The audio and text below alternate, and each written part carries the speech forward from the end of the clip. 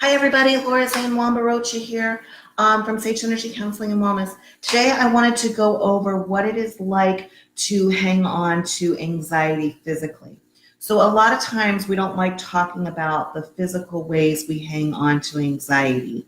And today I really wanted to go over it. Western medicine doesn't talk about it as much as Eastern medicine.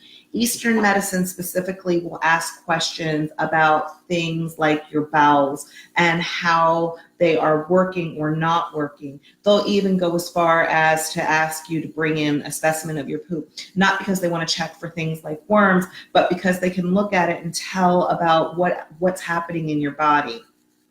So with anxiety, we hang on to it in our bodies in several different locations. One of the big locations is in your throat. So it gets stuck in your throat chakras and you'll feel a tightening in your throat. You'll also feel it in your heart. So when people are having panic attacks, a lot of times they'll feel heart palpitations or they'll feel a tightening around their chest related to stress. That's all anxiety and it's happening in your body. So you can feel it in your throat, you can feel it in your heart.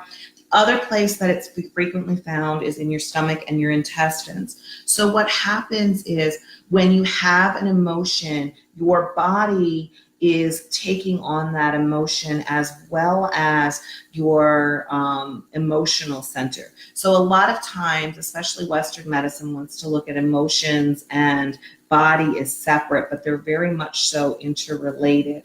So when you have a bowel issue, if you're experiencing anxiety, it'll go to your intestines and you'll have maybe Crohn's or colitis.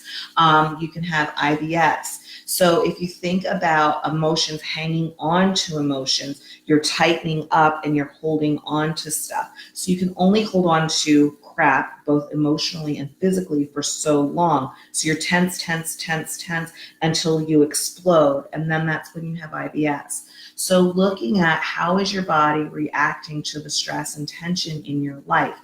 Are you hanging on to it and then releasing it, letting it build up and then releasing it? Are you just swallowing it and not allowing it to go out? Tightening of the throat. Are you keeping it close to your heart and not wanting to talk about it and then getting fearful? That'll create things like heart palpitations. So we want to talk about ways to release that.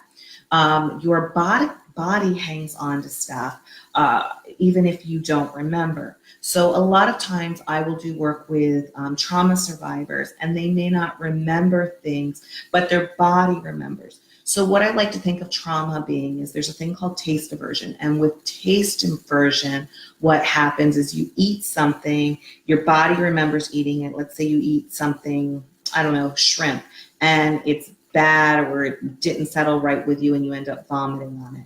Well, the next time you go to eat shrimp, your body's like, nope, not doing that.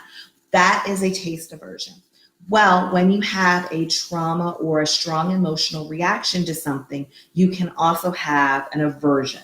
So let's say that you were in a car accident and you go to get into the car again, your body may tense up and tighten, or your shoulders may tense up and tighten because it remembers the accident.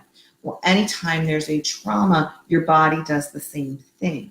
So if you are a survivor of, let's say, sexual abuse and your perpetrator touched the back of your shoulders before the abuse happened, your body will remember that and then tense up anytime someone gets close to that area.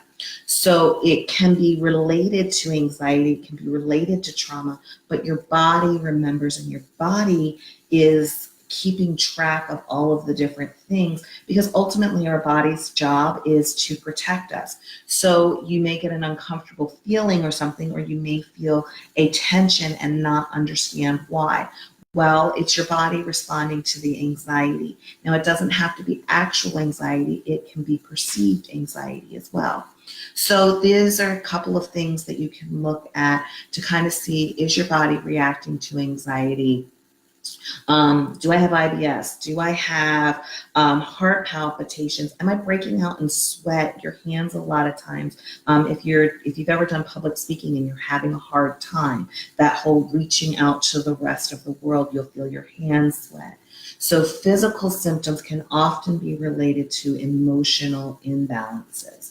And it's something that I often ask about in our first session together. I will talk to you about, hey, what's your bathroom schedule like? Are you holding on to things for 2 or 3 days?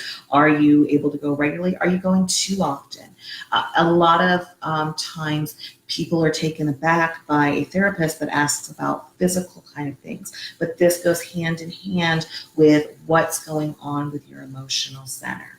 So part of what I want you to start thinking about is, how do you integrate your physical and emotional, and what do they look like?